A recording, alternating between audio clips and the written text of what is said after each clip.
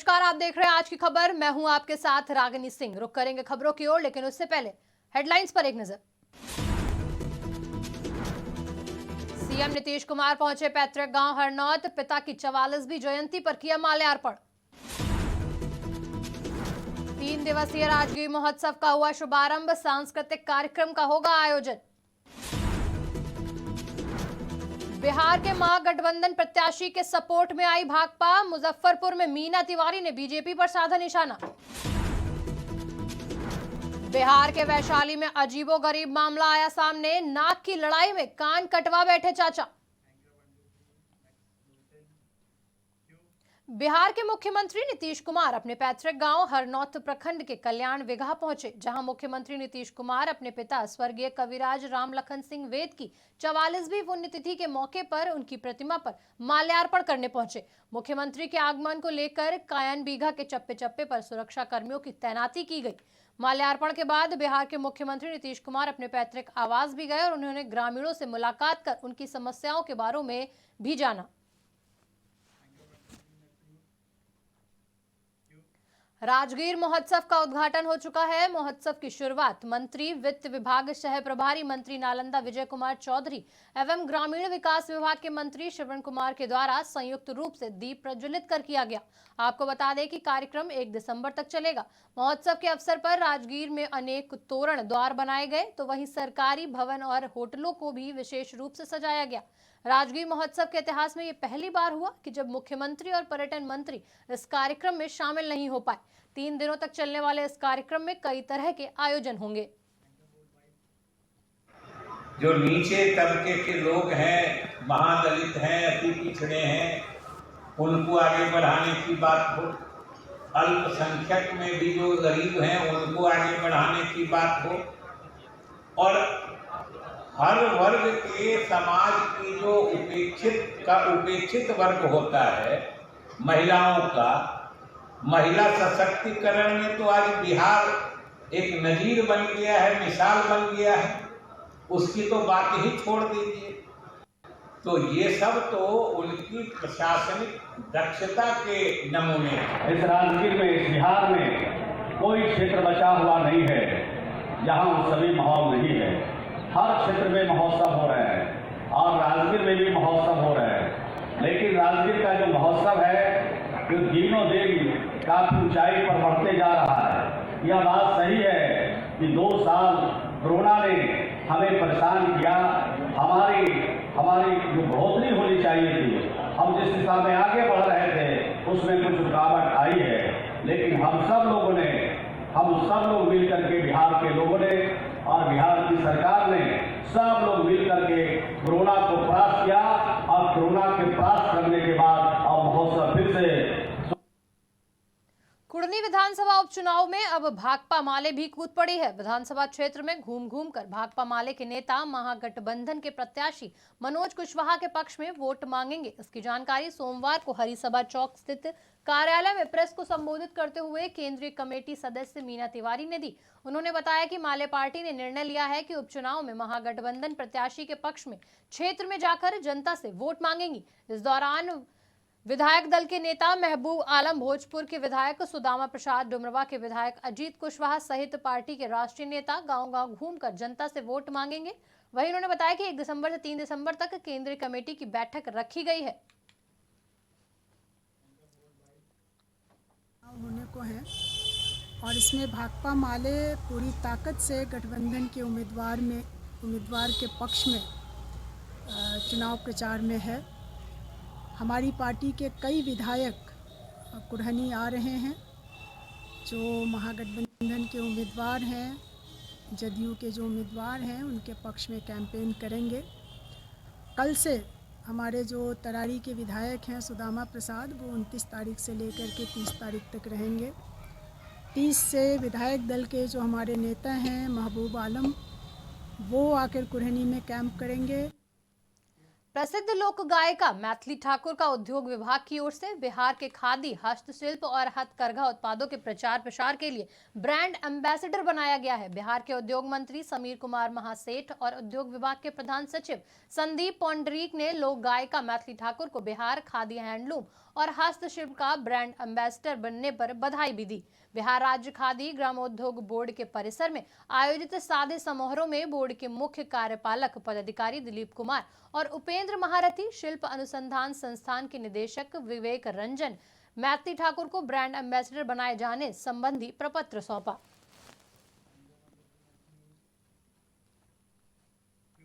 चाचा भतीजे के बीच मारपीट के बाद कान काट लेने का अजीबोगरीब मामला सामने आया। भतीजे ने न सिर्फ चाचा का कान काटा बल्कि भतीजे चाचा का कान लेकर फरार भी हो गया।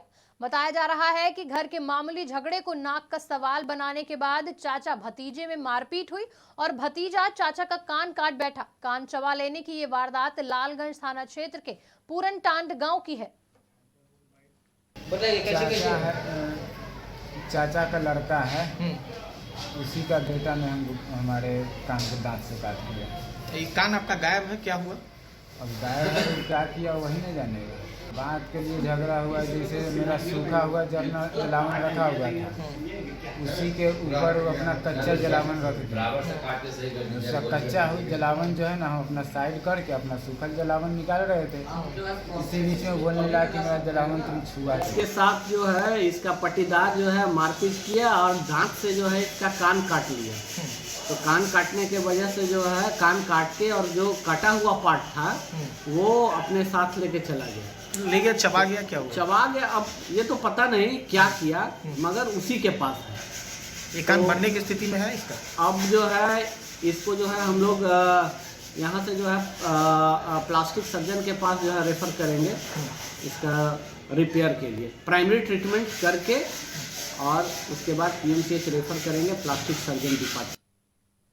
राजधानी पटना के ज्ञान भवन में 29 और 30 नवंबर को मखाना महोत्सव मनाया जाएगा। कार्यक्रम को लेकर बिहार सरकार की ओर से जोर शोर से तैयारियां की गई हैं। बता दें कि मखाना बिहार की लोकप्रिय फसलों में से एक है। मखाना के उत्पादन के लिए दरभंगा, मधुबनी, सुपौल और समस्तीपुर जिले जाने जाते हैं। मधुबनी जिले में ही 2500 से ज्यादा तालाब हैं जहां मखाने की खेती होती है। देश में लगभग 15,000 हेक्टेयर क्षेत्र में मखाने की खेती होती है, जिसमें 80 से 90% उत्पादन अकेले बिहार में होता है।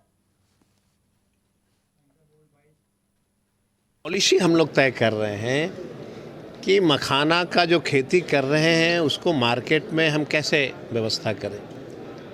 अब लोग कह रहे हैं ना कि हम उत्पादन कर रहे हैं, मार्केट नहीं मिल पा रहा है। इसलिए मैंने कहा कि व्यापार में कई तरह की चीज़ें हैं, जैसे CNF भी है, कई और भी चीज़ है, एक्सपोर्ट इंपोर्ट का मामला है, ये सारी चीज़ को हम लोग।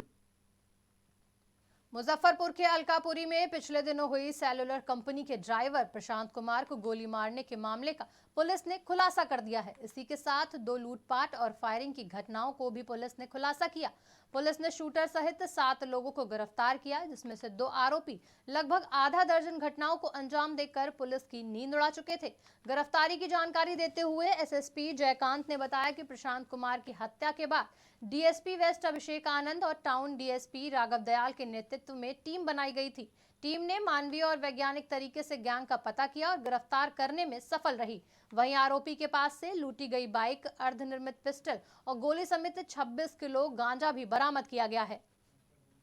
इस सभी मामले में पुलिस ने एफआईआर दर्ज करी और एफआईआर दर्ज करने के बाद में पुलिस की टीम ने इन्वेस्टिगेशन करना शुरू किया। पिछले 24 घंटे पूर्व पुलिस को इस बात की सूचना मिली कि कुछ अपराधी इकट्ठा होकर के फिर से इसी प्रकार की एक वारदात करने वाले हैं। इस संबंध में डीएसपी वेस्ट और डीएसपी टाउन के नेतृत्व में एसएचओ कांटी और एसएचओ सदर के द्वारा बनाई गई टीम ने मौका वारदात पे कांटी पे रेड की। रेड के दौरान 7 लोगों को अरेस्ट किया गया, जिनके पास से 1 पिस्टल और काफ़ी बड़ी मात्रा में मादक पदार्थ को बरामद किया गया है। गढ़वा के बिसुनपुरा से डराने वाली घटना सामने आई है, जहां अमहर खास पंचायत के कोयरी टोला के निवासी बनारसी महतो के घर को अज्ञात लोगों ने बम से उड़ा दिया। घटना बीती रात की बताई जा रही है। घटना के बाद से क्षेत्र में दहशत का माहौल है। बम धमाके की आवाज इतनी तेज थी कि 2 किलोमीटर दूरी तक इसकी आवाज सुनाई दी। बम विस्फोटक की घटना से बनारसी महतो के घर का एक हिस्सा क्षतिग्रस्त हो गया। घटना की जानकारी मिलते ही गांव के मुखिया ललित नारायण सिंह ने इसकी सूचना पुलिस को दी। सूचना मिलते ही थाना प्रभारी बुधराम समद ने मामले में तहकीकात शुरू कर दी है। मेरा घर हिस्से का है, मैं मैके गई थी, इसको पता नहीं था। ताला लॉक था, मुझको पता चला तो मैं आई हूँ। मेरा घर इसमें विस्फोट किया गया। ये बिशुनपुरा थाना अंतर्गत अमहर ग्राम में बनारसी मेहता का मिट्टी खपड़ल का मकान था, जिसमें आंशिक रूप से विस्फोट करके क्षति करने का मामला आया है। अभी हम लोग उसमें अनुसंधान कर रहे हैं और आगे चीज़ों को देख रहे हैं कि क्या हुआ, कैसे हुआ है। अभी जब तक अनुसंधान नहीं आगे करेंगे तब तक हम लोग कुछ भी बता नहीं पाएंगे, लेकिन ये स्पष्ट है कि यहाँ पर आंशिक रूप से बनारसी मेहता का जो मकान था मिट्टी कपड़ा का, उसमें पीछे हल्का क्षति हुआ है। नवादा में जानवरों के प्रति संवेदना और मानवता की एक दिलचस्प तस्वीर देखने को मिली, जब एक लंगूर की मौत हो जाने के बाद आसपास के लोगों ने पूरे सम्मान के साथ उसका अंतिम संस्कार किया। आपको बता दें कि एक लंगूर की मौत पेड़ से गिरने से हो गई थी, जिसके बाद लोगों ने पूरे रीति रिवाजों और ढोल नगाड़ों के साथ उसका अंतिम संस्कार किया। नवादा से आई इस तस्वीर ने हर किसी का दिल जीत लिया है, जिसके बाद समाज सेवियों और व्यापारियों ने 2 मिनट का मौन व्रत रखा। इसके बाद उन्होंने पूरे सम्मान के साथ शव यात्रा भी निकाली। पटना में गांधी मैदान के पास मंगलवार को पासी समाज ने जमकर प्रदर्शन किया। ऐसे में प्रदर्शनकारियों को वहां से हटाने के लिए पुलिस ने लाठीचार्ज कर दिया। पथराव के बाद पुलिस ने लाठीचार्ज किया है। पासी समाज के लोग अपनी मांगों को लेकर प्रदर्शन कर रहे थे। उनका राजभवन की तरफ मोर्चा कार्यक्रम तय था। पुलिस ने इन्हें जैसे ही डाक बंगले की तरफ बढ़ने से रोका तो प्रदर्शनकारियों ने बैरिकेडिंग तोड़ दी। पुलिस ने जब उन्हें रोकने का प्रयास किया तो वहां मौजूद कुछ उपद्रवी पथराव करने लगे, जिसके कारण पुलिस को भी मजबूरन लाठीचार्ज करना पड़ा।